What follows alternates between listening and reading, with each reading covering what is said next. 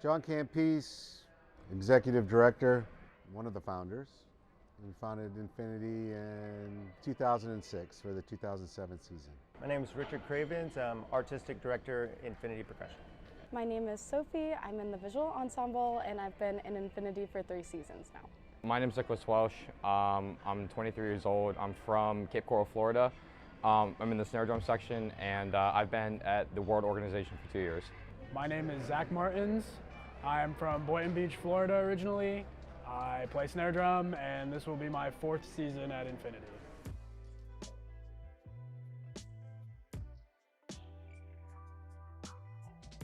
Well, we had a lot of the students that we were teaching in high schools that were wanting to go to the next level and maybe even taking the percussion seriously and maybe making it a profession for them, going through college and all that. There wasn't an organization that was supplying that for those kids.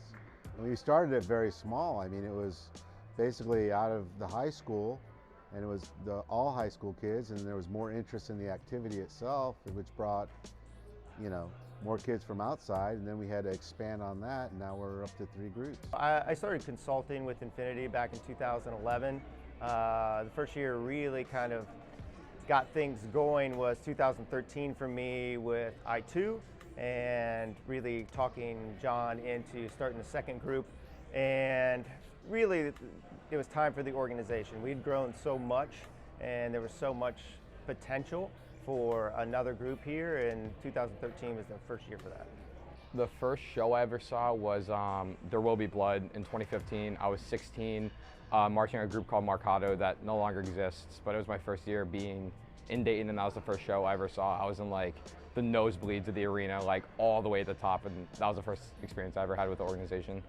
The first show I ever saw was Sweet Dreams, the 2018 show, and I saw Taylor, who was the solo performer in that show, and I thought it was really amazing. And then also Aaron and Zach Shaw, who were in the show, were techs at my high school, so it was really exciting to get to see what they do and how different it was.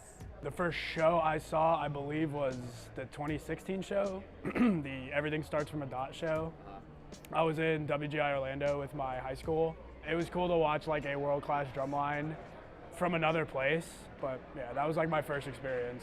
First year I auditioned was actually the 2016 season, but I didn't think I would actually be marching, and I actually didn't make snare drum. I ended up playing rack for them that season, and since then I auditioned in 2018, didn't make it, 2019 made I2, and then from then on have been with the organization since.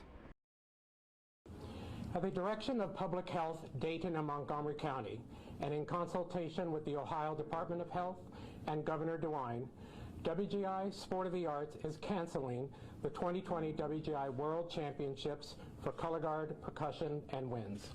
The 2021 in-person competitions for the WGI World Championships have already been canceled. The 2020 cancellation marked the first time in 43 years the event was not held. I think we were all really upset because we worked really hard on this product for 6 months, and then we weren't really able to reap any of the benefits of getting to go out and compete and to travel to Hattiesburg and Dayton. So I guess the reaction initially was just kind of shock and disappointment over what could have been. Of course, it's understandable. You have a global pandemic, but that doesn't stop the disappointment for the time that you put in. That show in particular is something that was personal to me and something that I had been wanting to do for many years. It was a culmination of a lot of different ideas that all came together I was hoping to create something that, again, something beautiful and meaningful beyond pageantry arts. I was sitting in work when we were all starting to, my phone was buzzing, and we were talking about if the season was going to get extended or what was actually going on, because nobody really knew the impact that COVID would have on the entire world. And then we all got the announcement that the season was canceled, and I remember just sitting in work and emotionally being really upset, so I literally just left work. I mean, I think it was traumatic for everybody because it closed down halfway through the season, and everybody was up and rolling. So it was traumatic. I mean, I felt bad for the membership because their season was just shut off, right? So I had that emotion. And then the next thing was, how do we move forward as a whole, right? Is this ever going to come back? Is this ever going to be something that we can do again? I mean, because we have so many people that are passionate about it all over the country, all over the world, When we had the opportunity to start back up in 21, I felt like we needed to do it the way we could.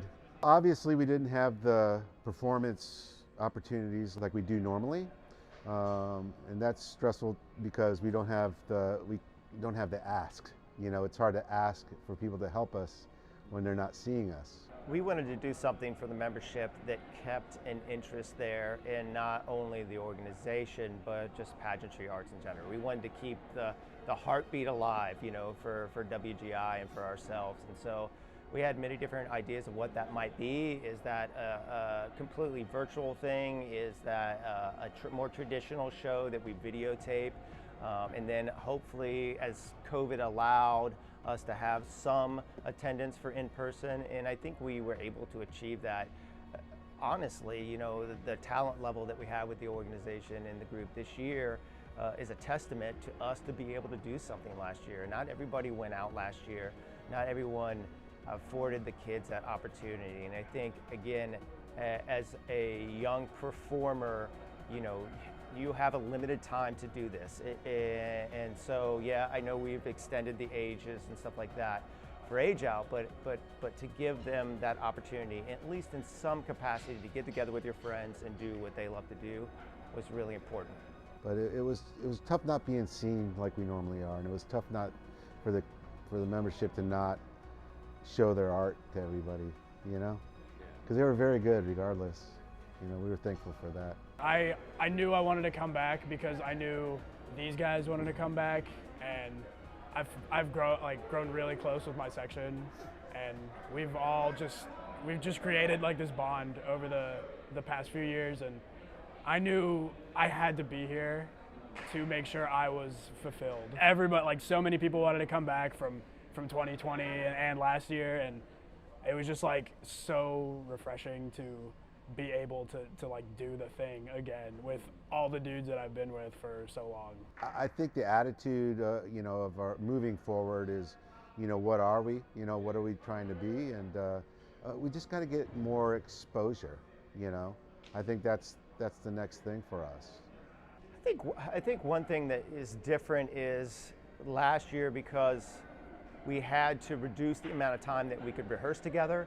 We found that we could achieve a lot more with less time. That was out of necessity last year with how often we could meet and how often we could get together. But I feel like we learned something from that we could achieve a pretty great product on less time. And so I think that kind of influenced our early season here. And just meeting one day a week on the weekends. We have a very veteran membership in the World line this year, and our performance in 2019 was epic for us. I mean, it was very entertaining. We got to show the people how we can communicate to an audience, and now we're going to take a left turn and do the same thing, and with a heck of a lot more experience. And it's going to be beautiful. I feel like we're more ahead of the game because some of the ideas that maybe we would have done in 21, we were able to keep until this year. And so I feel like from a design standpoint, we're further ahead than we've ever been. We have so many returning members, which helps because everyone knows how we do things here. And B, it's just, everyone was so ready to get back to normal, and just I think it kind of put a fire up everybody. And yeah, it's been great so far. So I hope that we can all get to know each other really well, become really close and form a bond, so that when we get to Dayton and we get to perform together in any place really, whenever we're performing, that we can all leave our emotions on the field and really feel that we formed a strong bond with a group of people, and we can keep that with us for the rest of our life. I almost want to revert past normal. We have a good alumni base now. I mean, those people need to really look at what they've started and what they've accomplished as alumni, and look at the organization is strong. It's busting at the seams this year. You know, we're very fortunate, and all our alumni need to look back on that and be proud. And if you can help, help. You know, because I think now's the time to push on the gas, you know, and really, you know, make this what we all wanted at the beginning, you know, and take that stress off of everybody, you know. I'm excited not only for people to see us, but also to get to see what other people are doing, because no one has really gotten to experience seeing other groups since 2020. So I feel like I don't know what other people are doing. I'm sure people don't really know what we're doing, and I'm excited to go back and see what the other world groups are up to. I really like our show this year. It's probably one of my favorite ones that I've done here. Probably my favorite concept. I don't know. I'm like a sucker for this kind of show that we're doing, but that's me personally. But I think just because I like it so much, it'll make me want to perform it to an even higher level, and I really want people to see that. What we hope to achieve is to be able to tell a story that connects with everyone in the audience. This version of this show is a little deeper in meaning than, say, something we did in 2019. But it might take a couple times to view the show before you get everything that we're trying to say. And that's okay. You know, it doesn't have to be hit you over the head for the first time on a first read that we know exactly what we're doing. So I think that's what I'm super excited about, is that that it's going to connect on some different levels that maybe we haven't seen before from Infinity. All right, that's all my questions. Thanks, man.